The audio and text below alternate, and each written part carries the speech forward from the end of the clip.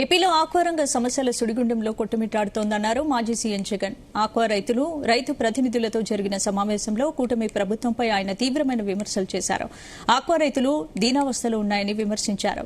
దాదాపు 5 లక్షల మందికి జీవనోపాధి కల్పిస్తున్న ఈ రంగాన్ని ప్రభుత్వం నిర్వీర్యం చేస్తోందని ఆరోపించారు.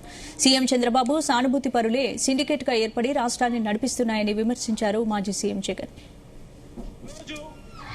వేసిన ఏ పంటకు కూడా గిట్టుబాటు ధరలు రాని పరిస్థితిలో రైతాంగం ఉంటే ఆక్వా రంగంలో కూడా అంతకన్నా దయనీయమైన పరిస్థితులు కనిపిస్తా ఉన్నాయి.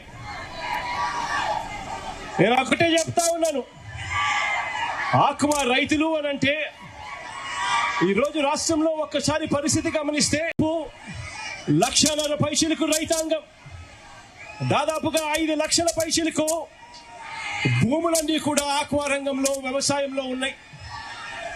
దాదాపుగా 15 లక్షల మందికి ఉపాధి కల్పిస్తా ఉన్న రంగం ఆక్వా రంగం.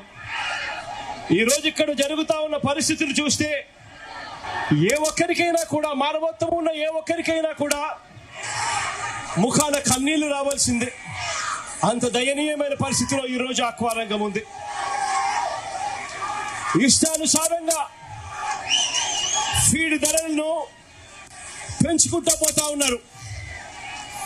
వెనక్కి తీసుకోవాలని రైతుల అంగీకారంతోనే ఒక ధర పెరగాలి అని అంటే, ఒక హేతుబద్ధత ఉండాలి అని, అది పెంచాలి అని అంటే అది అక్టోబర్ నవంబర్ మాసాల్లో సమృద్ధిగా ఫిష్ మీలు, సమృద్ధిగా పంటలు ఇవన్నీ కూడా అందుబాటులో ఉన్న తరుణంలో రేట్ల మీద రివ్యూ చేయాలి అని, ఇలా ఎడా పడితే అలా, ఎప్పుడు పడితే అప్పుడు రేట్లు ఇష్టం వచ్చినట్టుగా పెంచుకుంటూ పోకూడదు అని చెప్పి ఇటీవల దున్నపోతు మీద వర్షం పడినా ఏ మాదిరిగా చెల్లించదో చంద్రబాబు నాయుడు గారి ప్రభుత్వం కూడా అదే మాదిరిగా తయారైంది అని కూడా చెప్పడానికి బాధపడతా ఉన్నాను. ఈరోజు వేసిన ఏ